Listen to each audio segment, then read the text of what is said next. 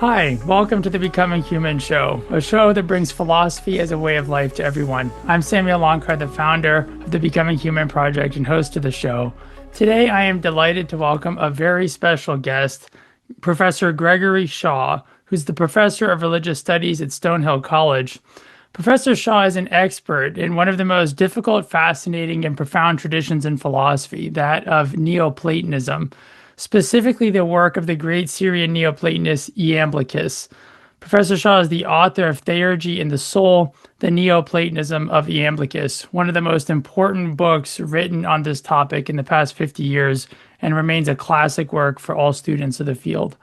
I'm very excited to welcome Professor Shaw to Becoming Human, where we're going to talk about his work, philosophy, Plato, Platonism, and all kinds of good things. Thank you so much, Gregory, for coming onto the podcast. Oh, thank you for inviting me, Samuel. I'm looking forward to it. I would love to start by learning more about how did you become a scholar of this great and very difficult figure. Many people have no idea who Iamblichus is, but one of the things that I could just tell them is the text you specialize on, his on the mysteries, is reputed by many of the greatest scholars, including Peter Kingsley and Catafalque, to be maybe the most difficult or one of the most difficult texts in the history of Western philosophy. And you are one of the few people who's an expert on this text. So could you tell us about your path as a human being and what led you to this very special tradition with its very special demands and beautiful insights? Okay, thanks for describing Iamblichus's book on the mysteries in such a provocative way. And I would have to say that I have only touched on a portion of the depths of that book. There's the more complicated and deeper and experiential parts of it. I'm a beginner. But I know some of what he wrote about, and how I was drawn to it was really, it was a way of making sense of some of my own practices and experiences. Um, and we can go into that. But how did I become a scholar? That was one of your questions. Even after I got my PhD and got a job as a teacher at Stonehill College, I really had a hard time saying or imagining myself as a scholar. I thought of myself more as a kind of a visionary and savage who happened to learn how to write and read and did that as my way of expressing my vision. So that turned into what people perceived as being a scholar, but I never really felt myself to be like a scholar. That's just how it felt. Well, that's Maybe. absolutely fascinating. I feel like I've got to pursue those threads. So you felt yourself to be a visionary and a savage, and you mentioned getting into Iamblichus because of your own practices and experiences. Please, I'd love to hear more about yeah, how you experienced yourself and what these practices and experiences were. Well, I was one of those people back in early 1970s, late 60s, early 70s, who got the enlightenment bug that I wanted to get enlightened. So I decided to meditate a lot and learn certain kinds of practices like chanting mantras and then immersed myself in reading esoteric literature like Blavatsky's Theosophical writings and yoga, books on yoga. And I was completely involved in that world and not really thinking of myself as planning to be an academic. That wasn't my goal. My goal was to go to India, sit in a cave and get enlightened and, you know, do something mystical for the rest of my life. Um, one thing led to another, and yeah, it's a complicated story. I dropped out of college, and because I didn't think that I would get enlightened by going to college classes, and traveled around a while, continued to meditate a lot, wrote a lot. Um, I was a terrible student when I was early in my college career, and when I finally came back to college, 2.5, 3 years later, I had learned how to think and learned how to write probably by staying out of those classes in college because I just did it on my own. And I ended up being like the best kind of student when I came back for the rest of, I think it was 5 semesters, and I went to Arizona State University. One of the things I used to do when I lived in the area of Phoenix and Tempe was to go out into the desert and just meditate and do certain spiritual practices all afternoon in the late morning to early afternoon. It gets pretty hot there. So ideally, you go out there in late autumn, spring, where it's not too blazing hot.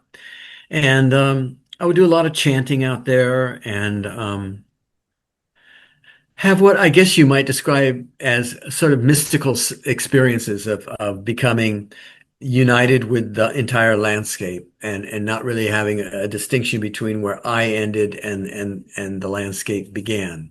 So it was sort of like a unified kind of experience. Um, and you know, I didn't know how to write about that in any of the classes I was taking, but I graduated in the humanities department as a religious studies major, and then went to graduate school at UC Santa Barbara. So that's really when I went to UC Santa Barbara, that's when it started to occur to me that I was going to be an academic of some kind because that was a pretty high-powered religious studies department and it's very serious. And they weren't interested in facilitating gurus or people who wanted to be enlightened. They wanted to study religion as an academic discipline, kind of cut and dried.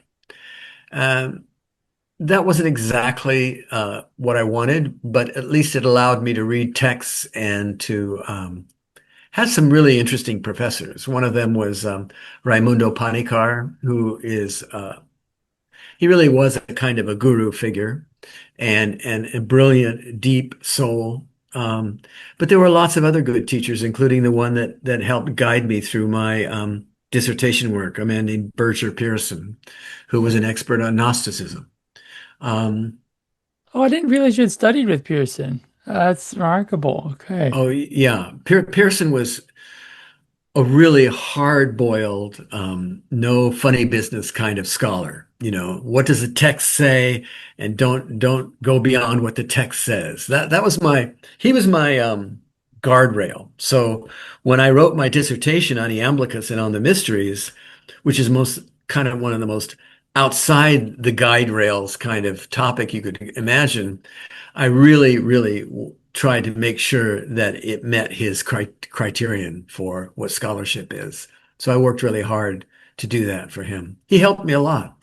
That's it's beautiful. For those listening who aren't interested or scholars in Gnosticism, Pearson is one of remains just one of the great names whose book is absolutely all of his work on Gnosticism is indispensable. So it's extra. I love to learn lineages, of Yeah. where students come from. So that helps explain the brilliance of your own scholarship. That's beautiful. Much credit to Pearson for being so demanding that way. Yeah. He expected you to not make anything up, you know, and yet at the same time, I had to make a lot of stuff up, but without having it appear that I made it up, you know. So that was the trick, but that's okay. He was a really, really good influence on me. And in all of this, I'm curious because, this is we know this very well as scholars, but it's interesting to bring the audience in if they're not aware of this. You would think that Platonism is obviously part of the history of philosophy, which of course it is. But we've been talking the whole time about your work, and you're in a Department of Religious Studies, which often house philosophy. I think they're the most open-minded, broad sort of discipline in the humanities. One of the reasons I love religious studies. But of course, Iamblichus is a great philosopher. But as you mentioned, even in religious studies, the text you wrote on was kind of outside of the sort of normal guardrails. Could you give the audience a sense of sort of the kind of divide between Plato and Platonism in philosophy departments, and then what happens to the Neoplatonic tradition? Because I think that's itself an important part of this story, where clearly you're a philosopher, at least as I understand it. You've literally got into academic work on philosophy through your spiritual practices, which I think of as the what philosophy does and cultivates, like ways of becoming a more realized human being. Right. But could you tell us a bit about your own sense of your work or your person as a philosopher and how that fits into the way academics have carved things up and why Iamblichus therefore is totally left out often of conventional histories of philosophy? Yeah, interestingly, and depressingly, the world that we live in is a world that's defined by materialism, that physicalism. There is no spiritual world. Science tells us there is no spiritual world. There's no God. All of that is a kind of a fantasy that people who were less aware and less educated than we are used to believe. So, and that's true of academics as well. That's true of academics who in religious studies departments. They study religions not because they think there's any real spiritual depth there. And I'm using a broad brush here, but but they try to explain it in rational terms that a materialist could understand and appreciate. So we study the social dimensions of religion, or the gender roles in religion, or this, but we don't really study what the essence of the tradition was about, what they were working for. And in terms of Platonism, a lot of Platonic scholars just focus on the conceptual aspects of Plato and the logical aspects of Plato. And so they interpret Socrates as merely a logician and somebody who's trying to sharpen up your rational abilities. But they forget that Socrates said that the only thing he understood was matters that have to deal with eros. And this is an eros for the divine. And this is an eros that puts you out of your mind, you could say. And scholars don't want to talk about that because they don't want to go out of their mind because they're trying to stay in their minds and be the masters of information. So there's an odd sort of not fitting quality to Iamblichus in that world because he emphasizes performing rituals that are not understandable by the rational mind. And so people kept him at sort of arm's length. And probably the greatest classical scholar of the last century, E.R. Dodds, thought that Iamblichus simply diminished the prestige of the Platonic tradition by introducing these religious rituals into the tradition and making Platonism a kind of mumbo jumbo, superstitious, ritualistic sort of practice. And he did everything he could to try to describe Theurgy as a sort of a blight or a bad mark on the great Platonic tradition. I thought Dodds was missing something. And there was a reason that Iamblichus developed these religious rituals in the Platonic tradition. And it was actually consistent with what he understood from Plotinus, who is regarded as the greatest rational mystic of all time. But Plotinus wasn't rational, or let's put it this way, he practices rationality as a method to get beyond rationality. And he criticized pretty significantly those people who thought that you could understand the mysteries in conceptual terms. So in terms of academics and Platonism, Iamblichus represents a kind of challenge, both to the sort of traditional scholars who want to see that Platonism is just a rational tradition, and also he presented a bit of a challenge to the Platonists of his own time, who got into that practice of wanting to explain everything conceptually. So I'm kind of laying out some of the parameters of the tensions that you brought up, but I'd be happy to go with whatever part of it you're interested in pursuing. Yes, it's incredibly helpful, and I think we can from this. I think so many doors open. So you mentioned Dodds, and he wrote this famous book, The Greeks and the Irrational, which was so significant in classics because, as you said, sort of broader secular academia has an attitude towards the traditional texts it studies from the history of religion that doesn't often treat them as intrinsically spiritually significant. And philosophical texts are often stripped or denuded of what might be their unquestionable historical, spiritual context, but scholars will often then only focus on sort of the cream, that irrationalistic mindset. And Dodds, who was this great classicist, actually took on all of the overtly strange, as he called it, irrational material, which he observed as a good scholar was in fact everywhere in ancient Greece.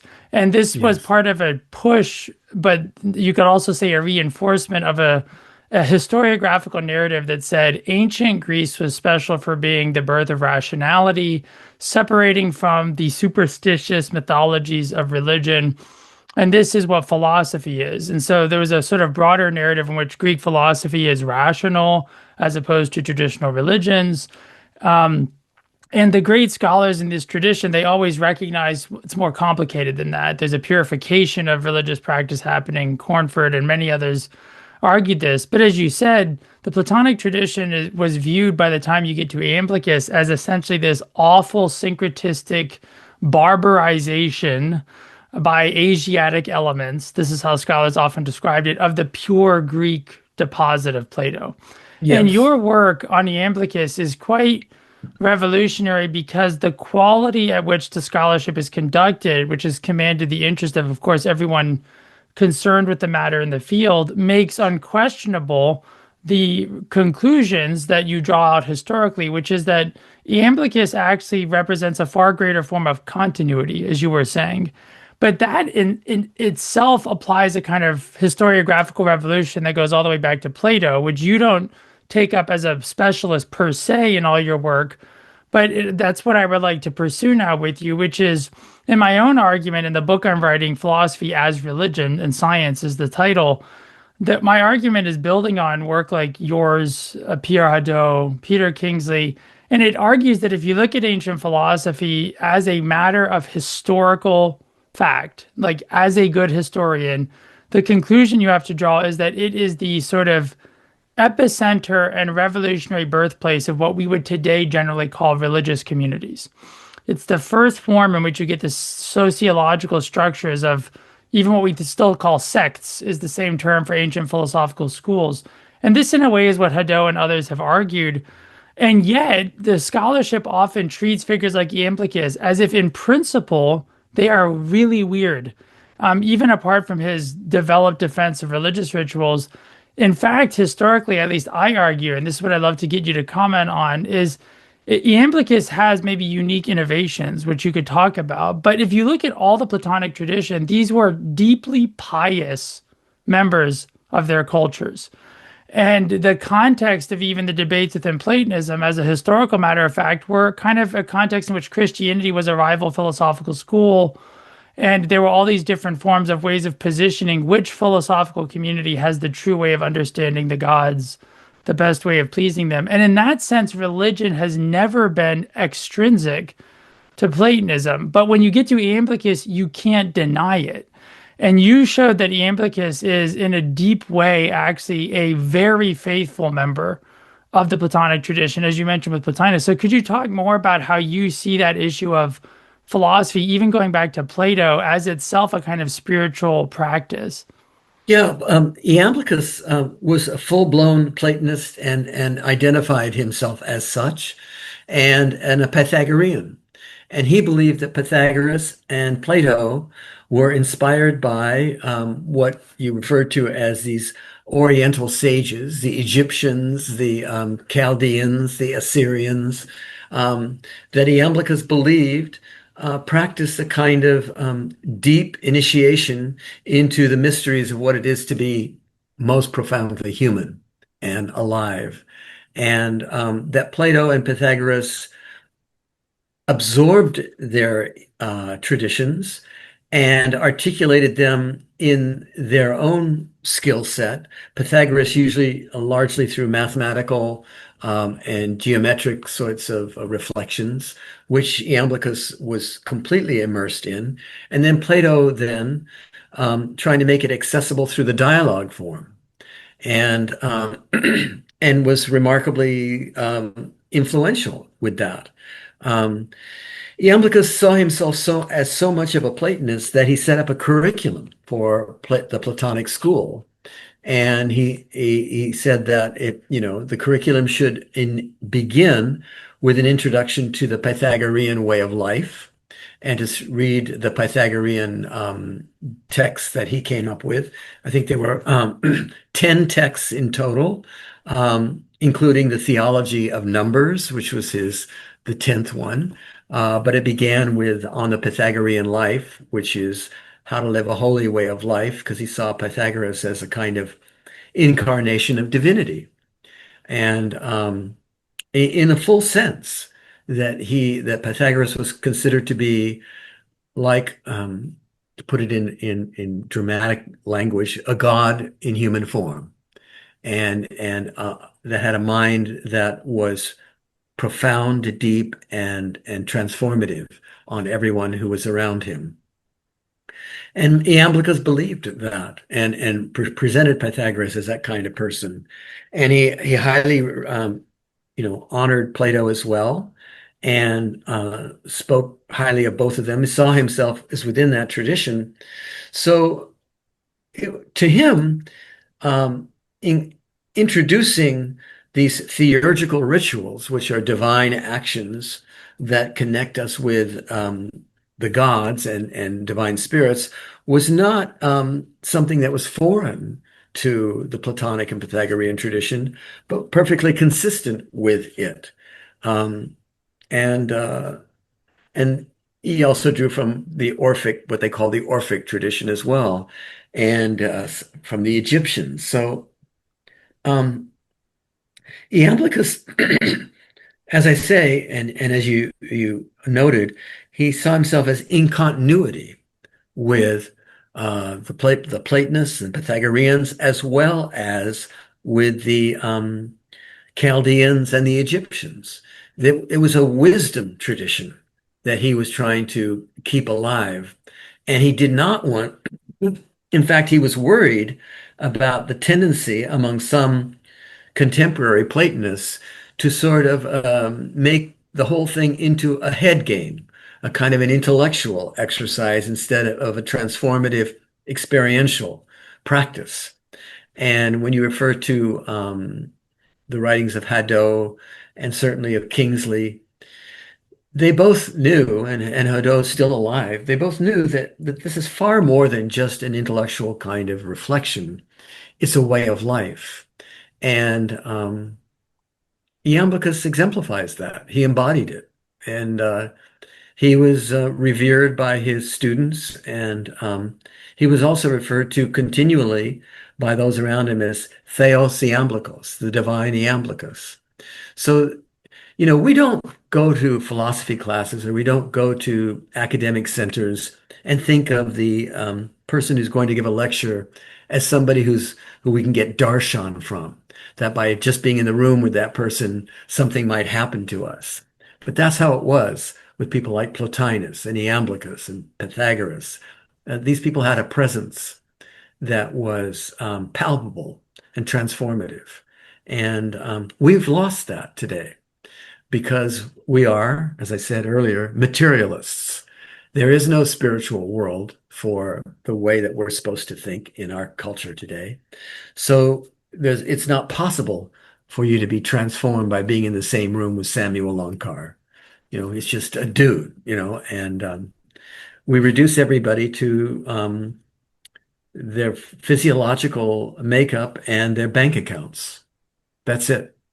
That's the depth of our cultural vision, which is why people are so depressed and why there's a crisis right now for meaning in our world that's felt rightly by young people who still have the naivete of thinking that life is supposed to mean something, and it's supposed to be something profoundly beautiful and touch them in important ways. And when they get in by college age, they realize that's not happening at all. And that's depressing. And so they're looking for some kind of meaning, and they're trying to find all kinds of ways to get meaning. And I don't blame us for doing that. And I think authors like Iamblichus and Plato and Pythagoras, if read the right way and understood in the right way, can provide a combination of intellectual sharpness and clarity and discipline, like Berger Pearson did for me, but also provide a kind of religious, sort of meaningful, felt engagement with the world so that the world is not seen as just dead stuff out there, but that everything is alive. That in the old ways, I mean, anthropologists refer to this as animism, that the world is filled with spirits that are intelligent. And we think, oh, well, only strange and primitive people think that way. But we have a longing for that strange and primitive part of ourself that would cut out of our souls, and we have a longing for it. And that can take some very strange forms, the need for that meaning. And sometimes it's not too healthy in the way we try to recover meaning. And sometimes it is. So, but we're at a critical point right now with a lack of meaning in our lives. And would you agree then that Platonism, as you understand it, and the right way of reading, this is a response to this? This is part of what I'm doing as the public side of my work as a philosopher is exactly because I think philosophy as a merely academic discipline is a concept of philosophy which destroys the essence of philosophy. Not because academic philosophy can't be a valuable dimension or adjunct, but because it isn't the essence. As you said, I thought it was so profound, and I thought I'm going to use this now forever. Like the way I understand rationality is as crucial, but rationality is a practice. That's a very deep way of framing it. It is a practice used to transcend rationality in the sense of instrumental access to the understanding of things. There's something higher, which we know when we're in love. There's something higher. There's something higher when we have these mystical or ecstatic experiences, like you mentioned in nature or in meditation. And we need our deepest intellectual traditions to speak to that instead of negating it. So could you maybe share about how Platonism, how you understand Platonism, and maybe if you think it is a good response? Because part of the Plato project is to bring Plato to the world. Because yes, it is a great education, but as you said, it can not only sharpen the mind, but it can respond to our deepest existential concerns right now. You know, I was talking to a friend the other day. She's a Platonist. And um, we were talking about that there are quite a number of, I'm just going to use a term that may not be a very good way to describe it, new age gurus out there. And these are people who maybe maybe they dropped acid or they had, took some big draws of some strong cannabis or something, and they had some sort of visionary experience where they see themselves as some kind of angelic embodiment. And so then they start to share their wisdom, and other people believe it, and then they get some kind of meaning out of that because we're so hungry for meaning. So the person who becomes the guru or the leader is fulfilling their need for meaning, and people who listen to them are fulfilling their need for meaning. But there's not a lot of what would be called in the Socratic tradition the elenkos that Socrates brought, which is the questioning of, okay, why do you think that you're this angelic being? How can you bring some critical sort of reflection to that? And how much of it is just a reflection of your own background of needing attention as being the wimpiest person in your high school, and they're compensating for that by being this superpower? In other words, we don't really question our own sort of visions. And I think that what Platonism brings is this Socratic suspicion of whatever it is that we're having a vision about. And Iamblichus felt the same way, that the Hermetic tradition is a combination of visionary capacity and incredibly critical thinking. So you bring the visionary experience and the critical thinking together, and then you have wisdom. But if you don't have the visionary experience and you only have the critical capacity, it's as dry as dust and leaves everybody depressed. If you have only the visionary part of it, it's just sloppy and messy and deranged in many cases. So we need both. And the difficult thing is that if you've developed skills in the critical side of it, you're very, very wary, rightly, of the visionary side, because you don't want to become stupid and start spouting off some kind of kooky shit. But um, eh, but the visionary people need the critical. They need to develop the critical capacity, and this is where the value of the Platonic and Pythagorean tradition and the Neoplatonic tradition, in particular, is important because they recognize the importance of both the visionary and the intellectually critical, and we need both the visionary and the intellectual to have wisdom. And right now, we don't have that. And when I referred to myself earlier, it's not really thinking of myself as a scholar, but as a sort of a visionary and a savage. It's because I was more connected to the visionary part of things. And I was trying to absorb the critical part, which is what I did. But if you uproot yourself from the visionary, then you can dry up. And it's that's you don't want to dry up. But in some ways I could say that maybe I have dried up a little bit. I hope not. But we need both sides. The visionary, which is to give you an example, kind of a stupid example, but it gets at what I'm saying in a sort of an exaggerated way. I used to be part of a spiritual group many, many years ago in Arizona. And people would come in to visit from all over the place and, talk about what sort of wisdom they had or visions they had. And one guy came in once and he told us that his name was Love 22. Okay, people coming up with stuff like that back in those days. And he came to our group and he had a bunch of women with him. He must have been some sort of Dionysian sort of guy. And he had a guitar and we invited him to play his guitar. And during his sharing with us, he told us he realized that he was Jesus come again. Okay. And, people have those kinds of experiences. It's not the craziest thing in the world, but it's crazy. And um, so I thought, okay, this guy's a little bit annoying. And so I thought, okay, let me reel him in a little bit. And there's a part of me that's a little bit mean. And I wanted him to make a fool of himself. So I asked him, well, what makes you think that you're Jesus come again? And he said, well, you know the letters above the cross, INRI. I don't know if you're familiar with that, but Iesos Nazareth Rex Judaios, which is the letters above the cross, INRI. He said, I was born in Rhode Island. In Rhode Island, INRI. And I thought, no, no, that's so effing stupid. I couldn't even believe it.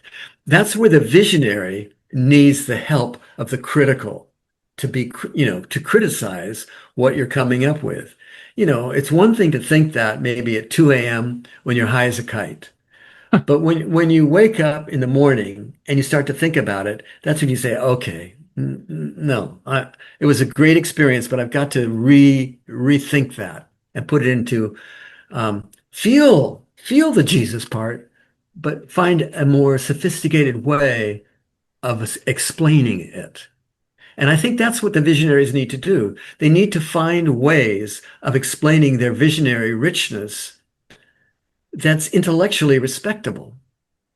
And that's what Platonism and Pythagoreanism and Neoplatonism in particular does. It gives us a respectable way of holding our visionary experiences. And I think that's the value of Neoplatonism. Yeah, it's beautiful. I think it's exactly what we need. So how would you recommend people engage the tradition? Or you said if they read the text in the right way. I'm trying to create a movement to get literally anyone who wants to and everyone to read Plato. They don't have to all read it every year, but I'm very struck by the just simple historical fact that I often will tell students when I'm teaching Plato, in the history of like manuscripts, like having everything attributed to an author is unbelievably rare. The most famous authors in antiquity, including authors like Aristotle or St. Paul, we do not have all the texts that they wrote. And this is the case with authors far later than Plato. And Hmm. yet there's like two remarkable historical facts about Plato, even just as a matter of sheer history. One, as far as I know, everything that was attributed to him is extant. So we have like a kind of complete works of someone from 2,400 years ago. And then two, every time that body of writing was recovered or fully assimilated, it is directly correlated with the great, beautiful kind of cultural flourishing in history. So the role of the Platonic texts in Aristotle and the Platonic tradition in the sort of high point of Islamic intellectualism and Christian intellectualism, all of this, both the Christian tradition, the Islamic tradition, the medieval Jewish tradition, they all come to a intellectual flourishing of themselves, partly in dialogue and through the means of the Greek philosophical tradition. And at the same time, that tradition, as you pointed out, eventually gets read as being purely rationalistic. And you're saying today it gives us exactly what we need, which is these mystical visionary parts of experience, they're real. So if we're intellectually serious, we need to explain why are people having this? It's obviously not all crazy, even though it can make you crazy if you're not critical. And so Platonism then, as you're saying, provides a means to combine the reality that I think we must confront as humans, that people need meaning. They have all kinds of psychological challenges that are exacerbated by the denial of the importance of these things. And so I think people often feel like, well, I'm either smart and serious, and therefore I don't take this part of human reality seriously, which is a kind of amputation of your own spirit. Or, as Right. you said, you can end up believing things that maybe make sense in a very limited context, but that your critical reasoning faculties are supposed to challenge. So, how should we engage the Platonic texts, or I mean, texts in general, but for people reading Plato, maybe for the first time or maybe after 50 years, how would you understand reading Plato as itself a kind of spiritual practice that you could help guide people learning from you in? That's a great question. I think that we have to bring something to it. We have to bring a certain kind of hunger to it. Um, and as Socrates said, the only thing he understands is eros and things that have to do with eros. And if we bring to the reading our own aching and longing for depth and for beauty with a capital B, then things will open up. For an example, with a small group that I'm part of, we read the dialogue Ion, which is a very, very short dialogue in Plato. But it's about a rhapsode named Ion who goes into a kind of rhapsodic sort of semi-trance state, and then he repeats and tells the Homeric stories. And he's so good at it that the people who listen to him are sort of magnetized by the appeal that he has. And Plato is so skilled at describing the affective experience. He says it's like a magnet that comes from the divine world, and it fills and possesses the poet Homer, who then writes these things down, and you, the rhapsode, absorb the magnetism that comes from Homer, and then you, as a speaker to the crowds of people listening to you, telling the Homeric stories, you share that magnetism with them, and they become magnetized. And I thought, that's exactly what happens. And then probably that's exactly what happens in any powerful religious speaker. Even the evangelical sort of Christian speakers, who they become filled with the Holy Spirit. And when they start to transmit it to the crowds, the people feel filled with it. And it's exactly the same kind of dynamic that Plato describes in the Ion, but with a different reading. And it's it's understanding the energetic transmission of depth that Plato allows us to reflect on. And that's the most obvious, maybe, expression of it in the Ion. But Plato is so subtle and sophisticated and interesting that he really makes the visionary experience enriched by allowing us to see it and feel it in ways that we couldn't have even imagined if we didn't read Plato. Plato doesn't run away from the visionary. He immerses himself in it and tries to enrich our experience of it. Now, I'd have to say that not everybody agrees with me about that. Our mutual friend Peter Kingsley has some very critical things to say about Plato, and he thinks that Plato moved away from the visionary and too much into the intellectual and dried it up and sort of disconnected us from our visionary roots. There's some truth to that because of the way that Plato has been taken by some people, but I don't agree with his conclusions to it. But it's worth bearing that argument in mind so that we don't get too dried up and too far away from the visionary. It's so easy to do because the conceptual mind always wants to move away from the visionary because the visionary, when you're in the visionary state, you are not in control. Something greater than you is in control. And there's a part of us that finds that frightening. In fact, most of who I am finds that frightening. And the only time we usually experience that in our lives is when we fall in love. When you fall in love, you're not in control. And why do we love that so much? Because we want to be out of control, but it's also very scary, and it can just destroy you as well. And that's so we have to be careful about not being in control. We have to learn how to not be in control and we have to learn how to dance that dance between the two sides of being in control and not being in control. And most of the time we've spent being in control, and it's dried us up and bored us and made us hungry for meaning. And that's the side of the pendulum that we've been on lately, is being dried up and hungry for meaning. So we need more visionary. So we need to lose control, but we need to do it in a way that is not just destructive to us. And some people are willing to be self-destructive because they're so sick of being in control and being bored. So they'd rather do anything than to be in the state that we're in. If we're that hungry for a change.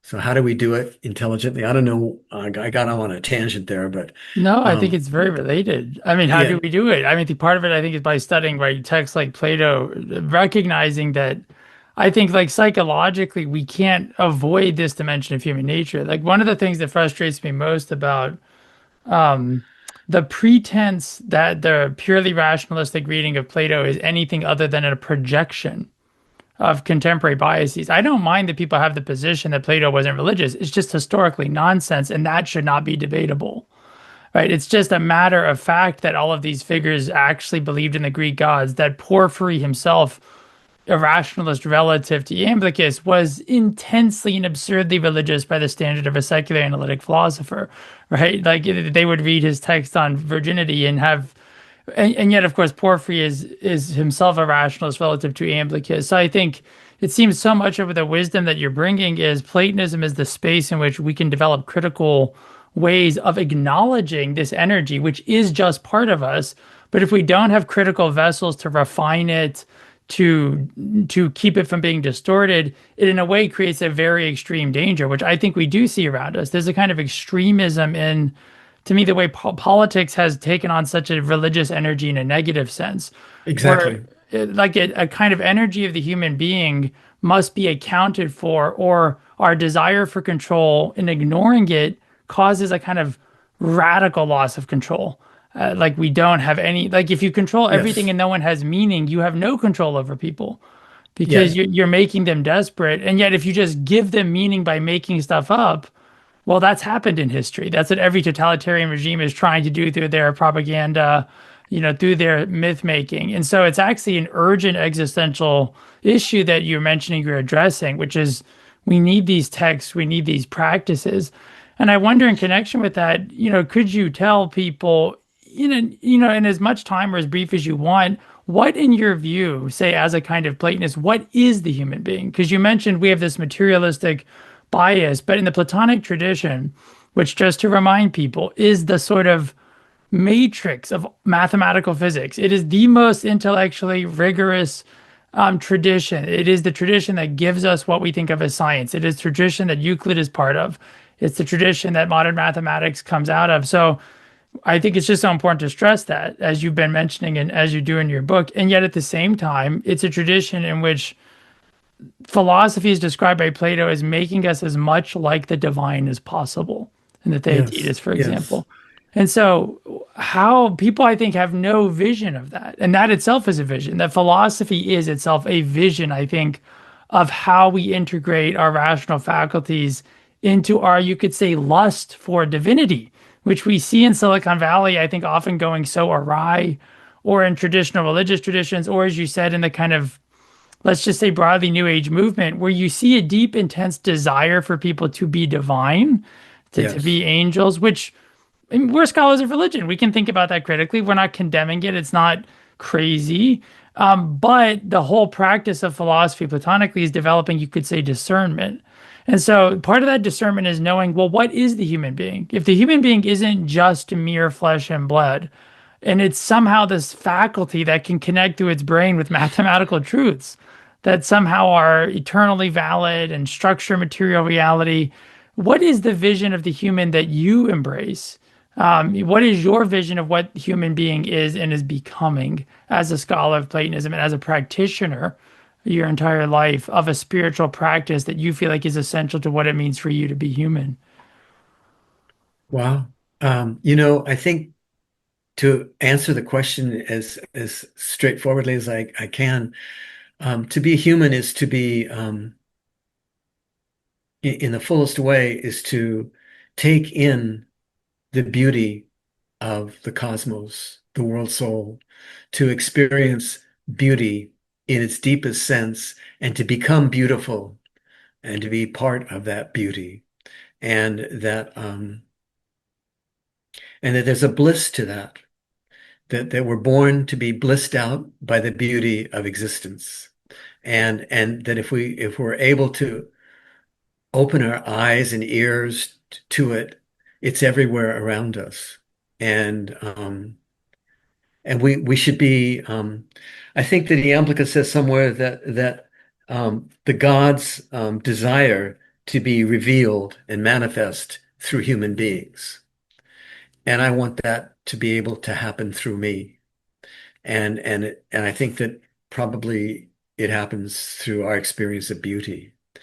Um, in terms of some of the arguments that we've been pursuing here, I wrote another book that I think addresses some of the problems of contemporary scholars, and I'm very critical about them. And so I'm going to put a plug in, if I could, for this book of mine. Does it come through? Can you It see it? does. Yeah. Hellenic Tantra. And what I do is, instead of leaving Platonism just to sort of, how do we make sense of all these theurgical rituals that Iamblichus says that the gods come down into our body and then we manifest the gods embodied. Um, Most Platonic scholars haven't really appreciated that. They've interpreted theurgy as an ascent up to the gods, that it's a divine ascent, so that we get away from this world. And Iamblichus was basically saying, no, they come down into this world. And the only tradition that I found that was similar to that was in South Asian Tantra, where the body is not seen as a pollution, but that the gods actually reveal themselves through our physical bodies. And that's sometimes mischaracterized. Tantra is it's just sexual, but that's not excluded either from how the gods reveal themselves in us. But so what I did was I used Tantra as a way to invite us to reimagine theurgy as an embodied spiritual tradition. That this world is not a world that we need to escape from. This is the world that is supposed to be the manifestation of divine beauty, and that we're supposed to also be manifestors of that divine beauty. And that's consistent with what the tantric tradition says in India. And also, I also think it's Iamblichus's vision too in Neoplatonism. And I think that this is why, his disciples called him the Theos Iamblichus, because they saw him as a divine human being. And we just are not comfortable with that sort of language. Um, um, Maybe in certain sorts of Catholic or Orthodox traditions, there's a sort of reverence for a holy man that might be similar to that. But it's they made it much more a living part of their way of life to recognize that somebody like an Iamblichus was more than just a regular human, but that he was, as you put it, like a god. As Plato said, that's the goal of life, to become like a god. Well, we don't even like to use that language because we think, oh, no, nobody can be God but Jesus. So what happened is that Christianity absorbed Platonism in a lot of really creative ways, but they siphoned off the deification of the human soul. And they said, nobody can have it. Only one person can have it. That's Jesus. And we, the institutional church, controls how you have access to Jesus. So you could see that what I even say in Hellenic Tantra, that from the point of view of Iamblichus, what the church did, the institutional church, was a kind of sorcery in that they took the magic and they made it only that they could control it, and they said no one else can have the same kind of connection with the divine except for Jesus, and you can only have access to him through our organization. Well, that's a pretty dark move, at least from the theurgical point of view. Yeah. Wow. Oh, this is extraordinary. I maybe I'll follow up with you after our conversation. I'd love to maybe have a whole conversation about Hellenic Tantra, and those arguments. So this to me is so connected to, I was thinking about theosis, which is what you're describing, right? The passage we've been referring to from Plato is the basis of, in the Eastern Orthodox Christian tradition, of theosis. But it's true, as you say, the sort of vision of that, at least in the Orthodox tradition, in the lower O senses, that's mediated through the person of Jesus. I think, interestingly, as Platonists, we can say, without commenting on the details of dogma in different Christian traditions, or judging them, I should say, I think one can see what's happening, as you said, exactly as this sort of sorcery, which is very powerful, and I'd love to hear more about that. But we can also correct it by the kind of counter magic of scholarship. And I think as a historian of philosophy, or as a philosopher, you can recognize, Jesus himself says in the Orthodox Christian Gospels, those who come after me will do greater things than I've done. This is a verse I find just systematically ignored, except by a certain form of spiritual teachers, often about wealth or what have you. But Jesus says this. And so the idea that the sort of superhuman divinity that he embodied is anything other than actually whatever else it is, a model that every human is supposed to have access to, I think the church often struggles to deal with the fact that that is in the text. Whatever the theology is, Jesus, you could say, is functioning from a philosophical standpoint as a individual exemplar of what human being is. And that's how he's Yes. read by the transcendentalist tradition, which is deeply, deeply Platonic.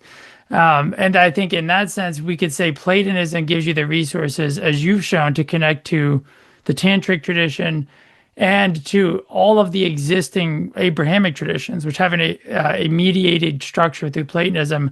And in that sense, it seems part of what emerges as Platonism is this incredible space, I think, in which you don't have to condemn necessarily as fundamentally messed up every other tradition but your own. Platonism is not, in that sense, a dogmatic religious tradition. It's a tradition that values a kind of inquiry, but that recognizes the fullness of the human is this connection to what we call the divine. And I think that as a philosophical system, therefore, it enables us to bridge the space between science, various religious traditions. And I think today, if you could sort of offer to people, and I think that is the most beautiful thing, I'm going to use this in the description of the show, born to be blissed out by the beauty of existence. What might be some basic practices people could consider, or even insights that you could share with them about how do we, if we don't feel the beauty of things, how do we come to a greater experience and understanding intellectually of this gorgeous vision the vision that gave birth to science, the idea that the cosmos is a living being. This is why we want to reference it. We sense, and now we know from astronomy, yes, Jupiter does all kinds of things to protect us. Even if you called it anthropomorphizing, why wouldn't we just out of respect for nature say we shouldn't think it's weird to sing hymns to the moon or to sing hymns to the sun. It's not strange that Socrates says prayers, which people often ignore. But as a philosopher, as a teacher in religious studies, are there practices that you would just say, you know what, this doesn't mean you have to abandon your own tradition or anything, but here's things I think it would be great if people practiced. One of them we know is reading the text, so we've been discussing that. But and as we come to the conclusion, would you offer wisdom to people who want to find a way to get this experience or to deepen the experience of the real world, which is so beautiful? When people ask me, what should I read in order to understand Neoplatonism? I say read Ralph Waldo Emerson. Emerson is the most turned on Neoplatonist that you can read. And he was able to absorb it and communicate it in a completely authentic way, in a way that he's not, oh, this is what the text said here, and this is my, he's just rolling with it. He's like the rhapsode. He's magnetized and he's explaining it. And he also said, imitation is suicide. And he looked at Jesus just as in the way that you said, like the transcendentalists, that it's not, we've sort of made a caricature of Jesus and made it separate from our own experience. And Emerson was emphasizing how it's supposed to be our experience, and he's a model for us to imitate, not him personally, but to trust our own. You don't ask what would Jesus do, you ask what would Samuel do. Samuel in his own divine kind of identity, what would he do in it? And that's what we should be doing. The way that the institutional, and I don't want to bash the institutional church too much because it's hard to organize anything in this world, but that movie, The Matrix, Yes. Matrix 2, where Agent Smith was able to transform everybody into himself. Yes. That's their model for how to become divine. You become taken over by Agent Smith, but Agent Smith is Christ. And so you basically lose everything of yourself and become completely lost in this something else. And I think the idea is that you should become totally more who you are, not in an egocentric way, but in a soulful way. And like Emerson emphasized it. And actually, I think the difference between the institutional church and the way Catholicism or Orthodoxy is practiced is that individuals within those traditions have wisdom and they understand the things that we're talking about. And they understand that it's not becoming like Agent Smith or, that they have to own their own authenticity.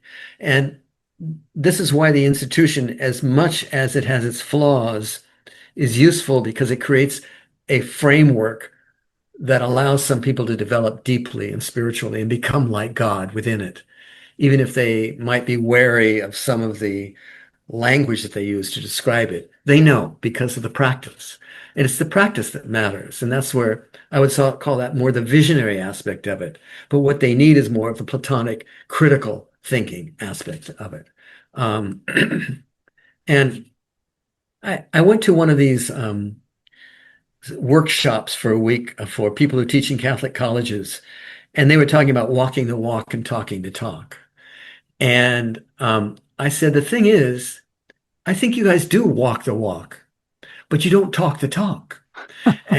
In other words, what they need is the intellectual side of it that keeps them from kind of simplistic theological positions that they could enrich and deepen. And this is where Platonism is useful, and where people like Emerson, who absorbed it in a living way, is useful.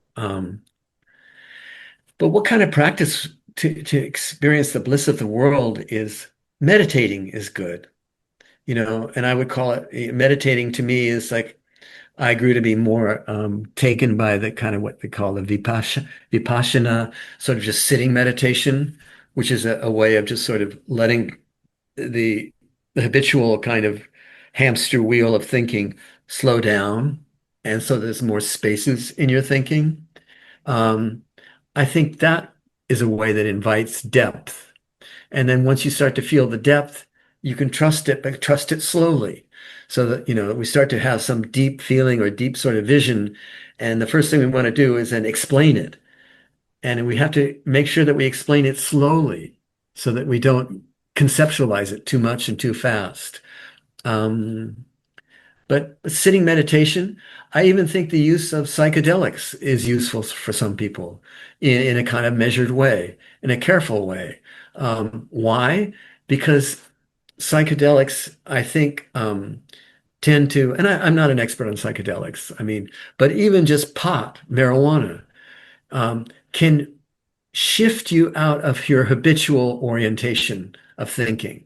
And this is why, for people who are kind of new at it, it's scary when I mean, I don't know how you are, but I've often found that when I smoke pot, it, I would be afraid because I didn't know how to orient myself, and we have these sort of habits of orientation that psychedelics kind of throw you out of. Sometimes that's useful for us, just to be thrown off our habitual spot. Meditation can do it in a slow way. And I think that's probably the best way to do it, gradually softening our boundaries and becoming more open. But, I understand why psychedelics are useful for people too, not just as an entertainment, but as a spiritual practice. So So, something in that sense, you're saying taken quite seriously. Obviously, that it's not, as you said, not entertainment, but as part yeah, of a right, spirit, which right, is right. presumably, right, if when we view it in that way, we could say psychedelics is a Western current category that I assume will be gone in 50 years for what throughout history has been a part of cultures in which different forms of plants and substances were assimilated into the practices of the pursuit of wisdom or deeper understanding. And obviously, like any tradition, any substance, things like that they can be abused. So I think it's very profound. I want to just follow up briefly on what you said. Explain it slowly. That you practice meditation, you're going to be able to open yourself up more, create more space, and experience more awareness. You'll become aware of the depths, and then you can work with them, but work with them slowly. It seems that there's a lot of wisdom I feel in that idea of slow explanation. Would you be able to unpack it a little more? Well, I agree with what you're saying. And one thing that occurred to me is that what can happen is that instead of thinking that you're revealing the depths, you can allow yourself to feel as if the depths is revealing itself through you. That it's not so much you writing, but the depths are writing, and you're the conduit for that presence. And I think that's what they used to call, sing o muses, being inspired. And I think that most authors, even of fiction, will say that certain characters want to say something and that they will allow them to be said through their writing. There's a kind of magic in writing in that way.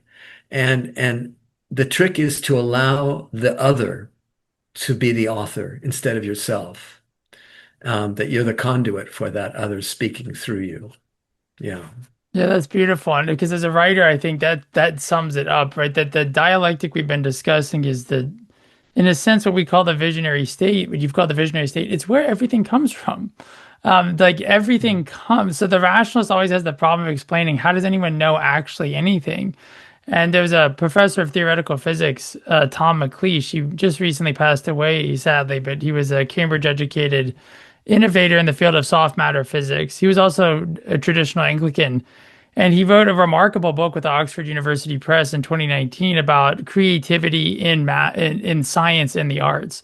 And McLeish assembled a wide body of evidence to show, as a guy himself trained as a theoretical physicist and he worked in the philosophy of science, they're the same. Like artistic, there's not different forms. Like an artist is solving real problems if they're a real artist, and scientists have all of the exact same stories of like, I had a dream, I had a vision.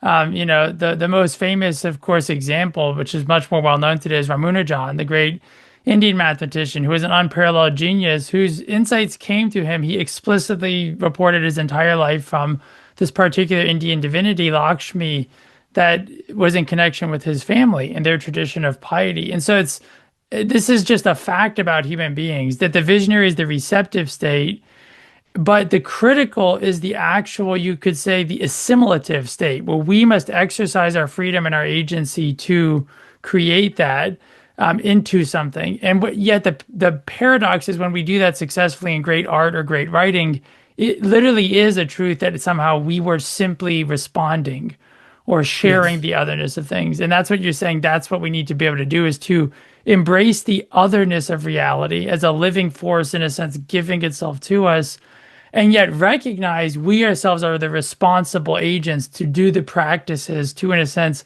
receive, and then in a way to become givers ourselves. And to think that there's an intelligence in that otherness, has an autonomy apart from us.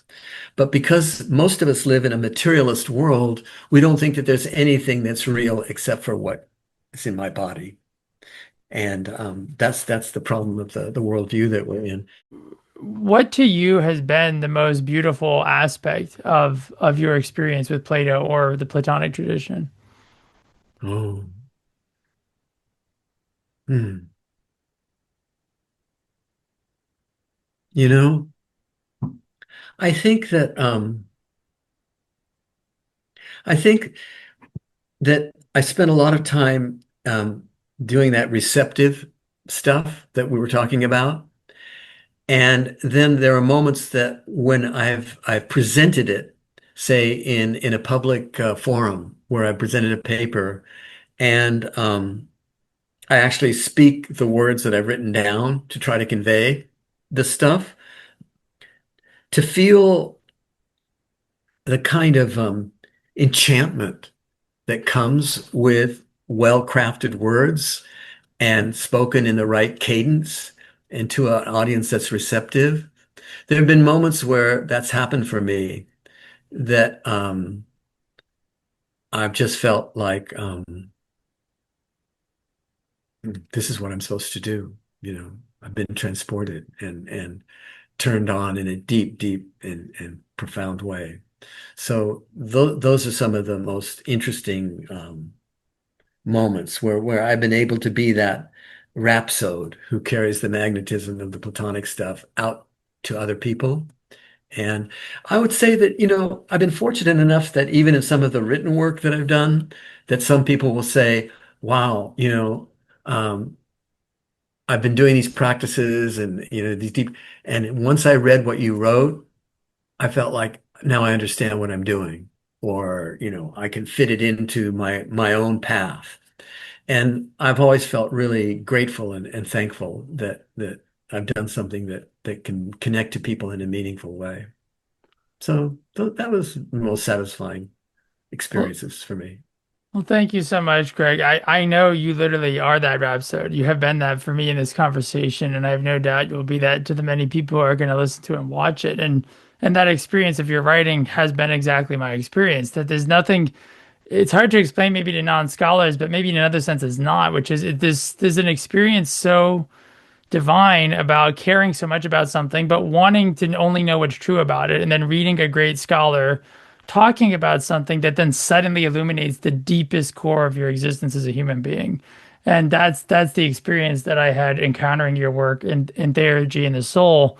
And to be able to talk to you now in person and to feel that, I do. So I can easily imagine those experiences that you have reading your own work, because you conveying it to me and I know to the audience has been, it's a divine gift. I thank you.